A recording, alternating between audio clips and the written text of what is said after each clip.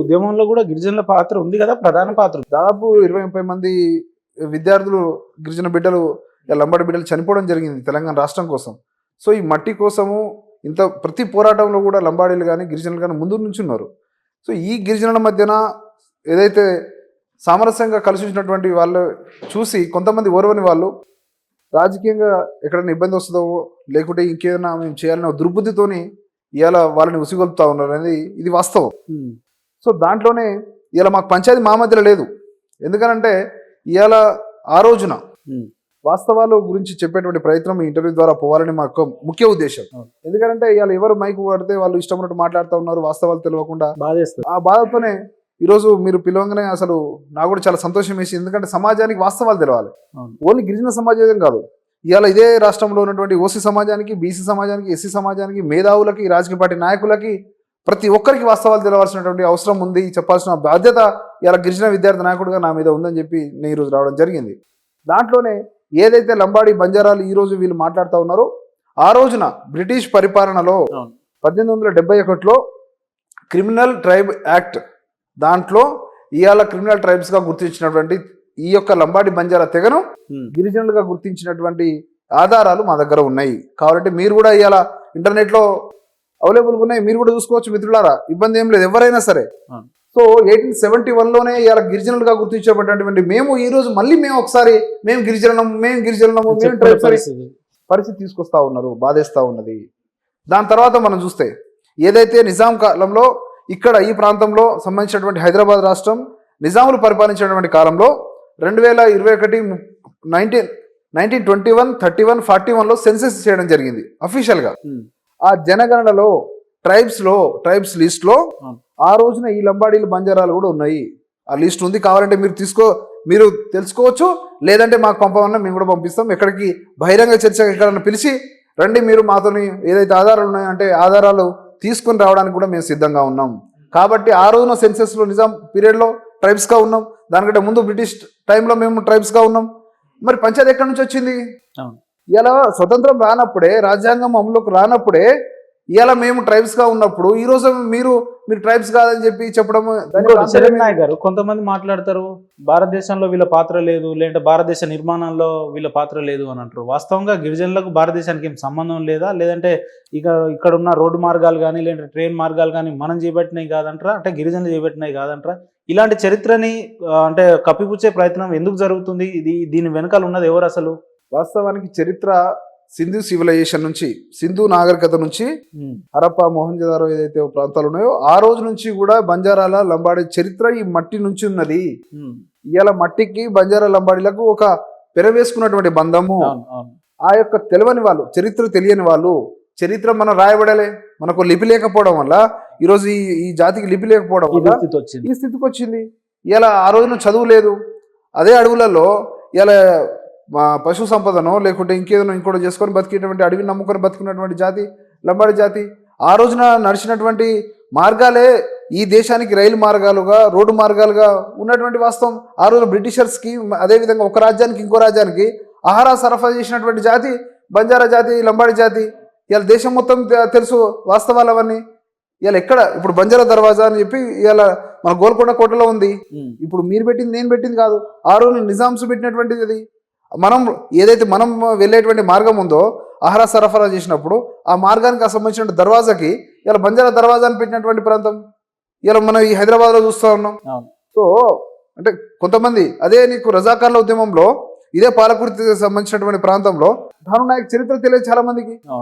ఇలా ఈ బిడ్డలు తెలంగాణ ఉద్యమంలో కావచ్చు, రజాకార్ల ఉద్యమం కావచ్చు, బ్రిటిషర్స్ టైంలో కావచ్చు, ఇవాళ నిజాం టైంలో కావచ్చు, ఇవాళ ఈ మట్టిని నమ్ముకొని మట్టి బిడ్డలుగా, మూలవాసులుగా ఉన్నటువంటి చరిత్ర చాలా మంది తెలియక మాట్లాడుతూ ఉన్నారు. మీరు చెప్పినట్టు ఠాను నాయక్ లాంటి వ్యక్తి ఆనాడే విష్ణుడు దొరలకు వ్యతిరేకంగా పోరాడి ప్రాణాలు వదిలిన సందర్భాలు ఉన్నాయి. ఆ చరిత్ర ఉన్న కుటుంబానికి ఇలా ఎడ్ల బండికి కట్టేసి ఇలా బుల్లెట్లు వర్షం కురిపించినా కానీ ఈ యొక్క మట్టి కోసము, భూమి కోసం నిలబడేటువంటి వ్యక్తి ఆ రోజు ఠాను నాయక్ కుటుంబం. సో అలాంటి త్యాగాలు ఉన్నటువంటి జాతిని ఈరోజు ఎవరో చెప్పినట్టుగా లేకుంటే ఇంకేదో చేస్తే ఇలా అనవసరంగా దుష్ప్రచారం చేయడం మానండి అని చెప్పి చెప్తా ఉన్నాం. అదేవిధంగా వాస్తవానికి తెల్ల వెంకటరావు గారో లేకుంటే స్వయంబాబురావు గారో ఇంకెవరో చేస్తున్నట్టు మాకు కూడా అనిపిస్తలేదు. వాళ్ళ వెనుక ఖచ్చితంగా కొంతమంది రాజకీయ నాయకులు, కొంతమంది కార్పొరేటర్లు, శక్తులు ఉన్నాయని మేము నమ్ముతా ఉన్నాం. ఎందుకనంటే సహజ వనరులు ఉన్నటువంటి ప్రాంతం గోదావరి పరివాహక ప్రాంతం. రైట్. సో అక్కడ ఉన్నటువంటి ఏజెన్సీ ప్రాంతంలో ఉన్నటువంటి వనరుల విషయంలో ఇలా కావాలని మమ్మల్ని ఇవాళ ఏదో రకంగా రెచ్చగొట్టేటువంటి ప్రయత్నం చేస్తూ ఉన్నారు. మేము కోరుతా ఉన్నాం ఇవాళ ఆ ఏజెన్సీ ప్రాంతాల్లో విద్య, ఉపాధి, ఇవాళ మీద మౌలిక సదుపాయాలు, ఇన్ఫ్రాస్ట్రక్చరు అక్కడ డెవలప్ చేయాల్సిన అవసరం ఉంది. ఒక మాట నేను స్ట్రేట్ ఫార్వర్డ్ క్వశ్చన్ అడుగుతాం మిమ్మల్ని, అదేవిధంగా ప్రేక్షకుల్ని. మనం చూస్తూ ఉన్నాం ప్రతిసారి బడ్జెట్లో ఈ రాష్ట్ర ప్రభుత్వాలు 6,000 కోట్లు 7,000 కోట్లని గిరిజనులకు ఇవాళ సంక్షేమానికి కేటాయిస్తున్నామని చెప్తా ఉన్నారు.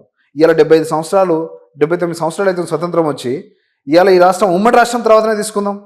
ఇవాళ ఈ 11 సంవత్సరాలలో ఇన్ని వేల కోట్లు ఖర్చు పెడితే మరి అవే ఆవాసాలు, అవే గూడాలు, అవే తండాలు, అదే దుస్థితి ఎందుకు ఉన్నది? దాని గురించి మనం ఎందుకు మారుతా?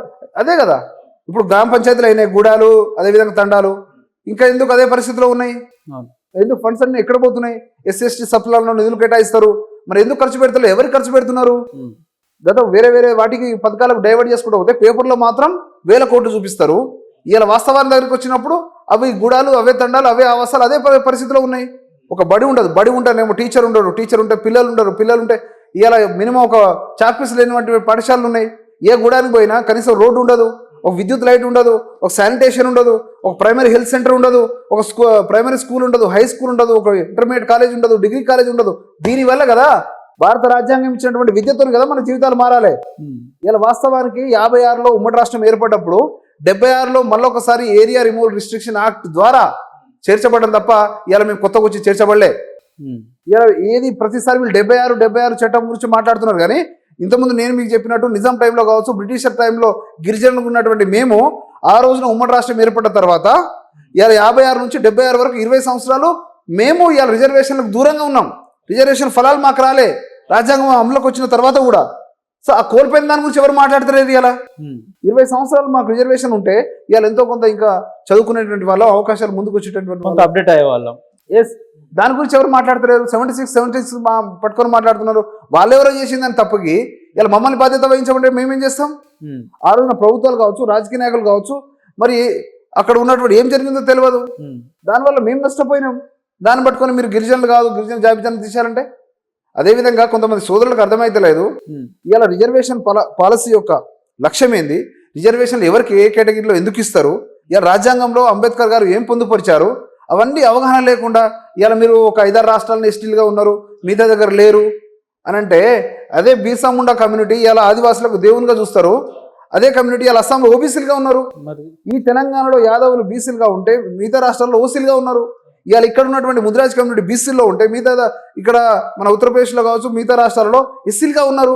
ఇక్కడ ఉన్నటువంటి రెడ్లు కావచ్చు, మిగతా కులాలు ఇలా ఓబీసీలుగా కర్ణాటకలో ఉన్నారు. సో ఇలాంటి వాస్తవాలు తెలియదు.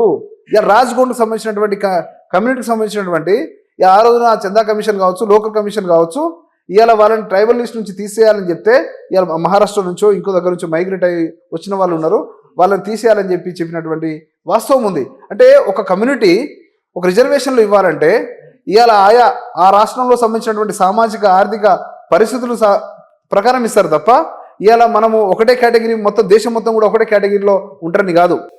సో ఆయా రాష్ట్రాల్లో ఆయా పరిస్థితుల ప్రకారం ఏదైతే కేంద్రం వెసులుబాటు ఇస్తుందో ఆ కేటగిరీలో పెట్టడానికి అవకాశం ఉంటుంది. కానీ వీళ్ళు ఏమంటారంటే గిరిజన జాతికి అసలు వీళ్ళు వలస వచ్చిన జాతి ఇది కాబట్టి ఇందిరాగాంధీ ఆనాడు ఉన్న టర్మ్లో వీళ్ళను జీవోలో ప్రత్యేకంగా వీళ్ళ కోసం ఒక జీవో ఇంప్లిమెంట్ చేసి అందులో చేర్చడం జరిగింది తప్ప వీళ్ళకంటూ చరిత్రలు కానీ సంస్కృతులు ఏం లేవు అనేటట్టు ప్రొజెక్ట్ చేస్తున్నారు. ఉపేంద్ర గారు, ఒక గిరిజనుడుగా ఒక తెగ గుర్తించడానికి ఈరోజు ప్రత్యేక ఆవాసాలు ఉండాలి.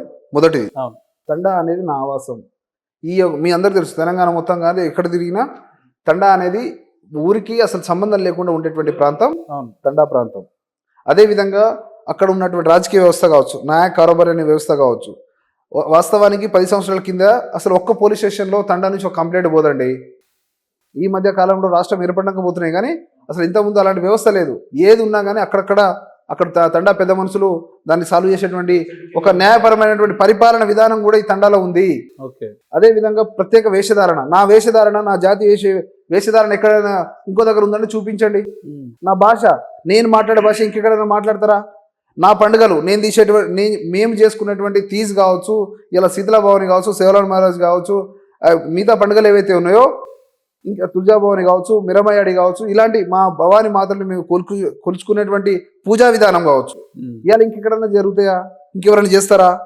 ప్రకృతి ఆరాధకులం కదా. ఇవాళ తీజు ఇవాళ ప్రకృతిని ఆరాధించేటువంటి పండుగ. ఇవాళ శీతల రాయిని మొక్కినటువంటి ఇది, పశువుల్ని కడిగి వాటిని మొక్కినటువంటి జాతి ఇవాళ గిరిజన జాతిగా మేము ఉంటే ఇవాళ కాదని చెప్పడానికి ఏంది? ఇవన్నీ మేము చెప్పినటువంటి ఇంకెక్కడన్నా చేస్తారా? ఇవన్నీ ఎక్కడ చేయరు. సో ఇవి కదా, ఇవన్నీ తెలియకుండా ఇలా ఒక ఇన్స్టాగ్రామ్లో నేను మన ఒక ప్రెస్ మీట్లో మాట్లాడితే ఇవాళ మా సోదరులు ఆదివాసి సోదరులు అని చెప్పి ఇలా కొంతమంది ఇష్టం ఉన్నట్టు కామెంట్లు పెడుతుంటే బాధేస్తూ ఉన్నదండి. తెలియకుండా, వాస్తవాలు తెలియకుండా అనవసరంగా ఎవరో రెచ్చగొడితే రెచ్చిపోయి ఇలా మనకు రావాల్సినటువంటి వాటి కోసం మనం కొట్లాడతాం. రాజ్యాంగ పరంగా, ప్రభుత్వ పరంగా మనకు కావాల్సినటువంటి వాటి కోసం మేము కొట్లాడతాం. ఇలా ట్రైబల్ యూనివర్సిటీ కోసము ఈ రాష్ట్రంలో 2014లో ఏపీ రీఆర్గనైజేషన్ యాక్ట్లో పెడితే ఇవాళ మర్చిపోయినటువంటి చాలామంది ఇవాళ ఆ రోజున ఢిల్లీకి పోయి కొట్లాడి ఇవాళ అదే ములుగు ప్రాంతంలో 300 ఎకరాలు మొట్టమొదటి ప్రెస్ మీట్ కూడా ములుగులో అదే ప్రాంతంలో ఫౌండేషన్ వేసిన దగ్గర పోయి పెట్టేసి ఇవాళ సాధించే వరకు దాన్ని కొట్లాడినాం. ఇవాళ అదే ప్రాంతంలో ట్రైబల్ యూనివర్సిటీ పెడుతున్నారు. ఇవాళ వాటి కోసం దానికోసం కొట్లాడదాం. ఆ రోజున ఇంకో డిమాండ్ పెట్టినాం, 4 ఐటీడీఏ ప్రాంతాలలో 4 ట్రైబల్ రీసెర్చ్ సెంటర్లు పెట్టండి. ఇవాళ అమరాబాద్ కావచ్చు, ఏటూరు నాగారం కావచ్చు, భద్రాచలం కావచ్చు, ఉట్నూరు కావచ్చు, అక్కడ ట్రైబల్ జీవితాలు ఉన్నాయి. వాటికి సంబంధించినటువంటి రేపు అంతరించేటువంటి పరిస్థితి ఉంటుంది. ఇలా రాసే పరిస్థితి లేదు, వాళ్ళకు ఒక భాష లేదు, లిపి లేదు. ఇలా వాళ్ళు ఇక్కడ రాసుకోవాలంటే ఇబ్బంది అవుతుంది. వాళ్ళకు ఎడ్యుకేషన్ రావాలి. దానికోసం ట్రైబల్ రీసెర్చ్ సెంటర్లో ఐటీడీఏ ప్రాంతాల్లో పెట్టమని ఆ రోజున మేము డిమాండ్ చేసినాం. దానికోసం కదా నిలబడాలి. ఇలా చెంచుల పరిస్థితి ఏంది? ఇవాళ తోటి కానీ, అందు కానీ, ఇవాళ ప్రధాని కానీ, ఇవాళ కొంతమంది ఇప్పుడు వాళ్ళ జీవితాల గురించి ఎవరు మాట్లాడాలి? అది మనం ఏంటంటే మీరు పనిచేసే, మీరు నడిపే సంఘంలో కూడా గోండ్లు, కోయలు, చెంచులు ఉన్నారు కదా మీ దాంట్లో. మా సోదరులు ఉన్నారు, ఎరకలు ఉన్నారు, గోండు ఉన్నారు, కోయ ఉన్నారు, అందరిని కలుపుకొని కొట్లాడినాం. ఇలా ట్రైబల్ రిజర్వేషన్ కోసము గత ప్రభుత్వంలో 6 నుంచి 10% కోసము ఆమరణ నిరాహార దీక్ష సైతం చేసినాం కదా. ఆ రిజర్వేషన్ ఫలాలు వచ్చినప్పుడు వీళ్ళందరికీ అందుతున్నాయి కదా. మరి ఎందుకు మనం ఎక్కడైతే కొట్లాడాలనో, ఏదైతే మనకు అవసరమో దాని మీద కాకుండా అనవసరమైనటువంటి విషయాలు రావడం వల్ల, విద్వేషాలు రెచ్చగొట్టడం వల్ల ఇలా మనకి ఇబ్బంది. ఇంకెవరో చూసి దాన్ని నవ్వుకుంటారు తప్ప ఇలా మన జీవితాలు రేపు పొద్దున వచ్చి బాగు చేసేవాడు ఎవడు లేడు.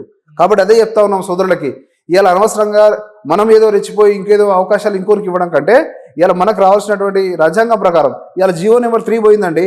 అదే ఏజెన్సీ ప్రాంతాల్లో 100% గిరిజనులకి ఇలా అవకాశాలు, ఉపాధి అవకాశాలు ఉన్నటువంటి జియోని ఇలా సుప్రీంకోర్టు మీద కొట్టేసింది. దాని మీద కలిసి కొట్లాడదాం. రేపు కేంద్ర ప్రభుత్వం మీద కొట్లాడదాము, రాష్ట్ర ప్రభుత్వం మీద కొట్లాడదాము.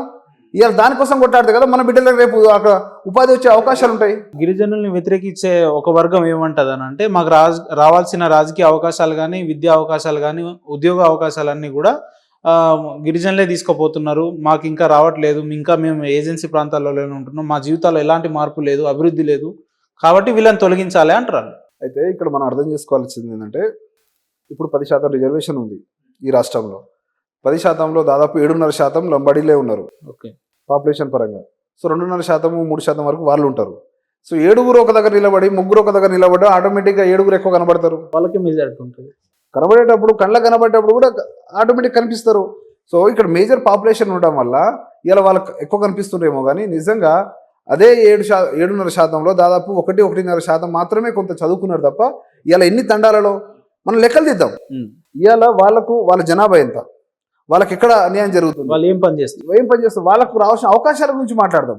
వాళ్ళకి చదువు ఎట్లా, ఇప్పుడు మీకు ఇంతకుముందు చెప్పినట్టు ఇలా ప్రైమరీ స్కూల్ నుంచి ఇలా డిగ్రీ వరకు మినిమం. ఇలా చూడండి ఒకసారి. ఇంకో విషయం ఏంటంటే, ఇదే ట్రైబల్ ప్రాంతంలో ఖమ్మం కావచ్చు, ఆదిలాబాద్ కావచ్చు, మేజర్ ట్రైబల్ పాపులేషన్ ఉన్నటువంటి జిల్లాలు 2, కానీ ఒక్క గవర్నమెంట్ యూనివర్సిటీ లేదండి. స్టేట్ యూనివర్సిటీ ఒక్కటి లేదు. మరి ఎందుకు మనం అడగవద్దు?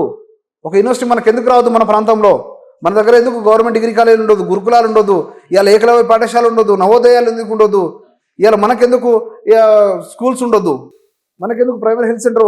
ఇవాళ మనం చాలాసార్లు వర్షాలు పడ్డప్పుడు పేపర్లలో చూస్తాం, చాలా బాధేస్తూ ఉంటుంది.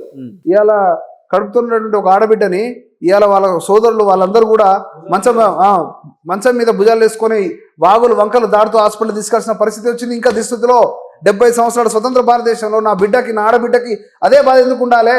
దానికోసం కదా మనం అడగాల్సింది, నిలబడాల్సింది, కొట్లాడాల్సింది. అది పక్కన పెట్టి మనం ఏం మాట్లాడుతున్నాం ఈరోజు? అవును. ఇవాళ మనకు అక్కడ విద్యుత్ సౌకర్యం సరిగా లేకుండా ఎవరైనా బయటికి వెళ్తే ఇవాళ చీకటి రాత్రిపూట బయటికి వెళ్తే ఇలా పాములు తేళ్లు కలిసి ఇలా చనిపోతున్న పరిస్థితి. దాని గురించి ఏదో మనం మాట్లాడాలి. మన బిడ్డలకు చదువు ఎట్లా కావాలని మాట్లాడాలి, అక్కడ ఉపాధి అవకాశాలు ఎట్లా కావాలని మాట్లాడాలి, అక్కడ ఇలా కంపెనీలు ఎట్లా రావాలని మాట్లాడాలి. దానికోసం మనం మాట్లాడకుండా ఇవాళ అనవసరమైనటువంటి విషయాలు తీసుకొచ్చి మరొకసారి మనోభావాల్ని కానీ ఆత్మగౌరవాన్ని దెబ్బతీసేటువంటి ప్రక్రియ కొంతమంది చేస్తూ ఉన్నారు. ఖచ్చితంగా మా సోదరులకు ఎలాంటిది అది లేదు, మాకు తెలుసు. ఎందుకంటే మేము చాలాసార్లు చాలా మందితో ఈరోజు కలివిడిగా ఉన్నాం, మాట్లాడుతున్నాం, చేస్తున్నాం. ఇలా ఆ ప్రాంతంలో ఉండేటువంటి వాళ్ళు చాలామంది మాకు చెప్తా ఉన్నారు, మేము అందరం అన్నదమ్ములు లెక్క ఉంటాము, ఇలా చాలా ప్రతి దగ్గరలో కలిసి మేమందరం ఉంటామని చెప్తా ఉన్నారు మాట్లాడుతుంటే. కానీ కొంతమంది స్వార్థ రాజకీయాల కోసం వాడుకుంటామంటే మాత్రం ఖబర్దారు. అనవసరంగా మొత్తం కొంతమంది కుహాన మేధావులు, కొంతమంది రాజకీయ పార్టీ నాయకులు కావాలని చేస్తూ ఉన్నారు. వాళ్ళు కనుక మాకు తెలిసినప్పుడు మాత్రం మేము ఏ విధంగా వాళ్ళకి జవాబు చెప్పాలో ఆ విధంగా జవాబు మాత్రం చెప్తాం.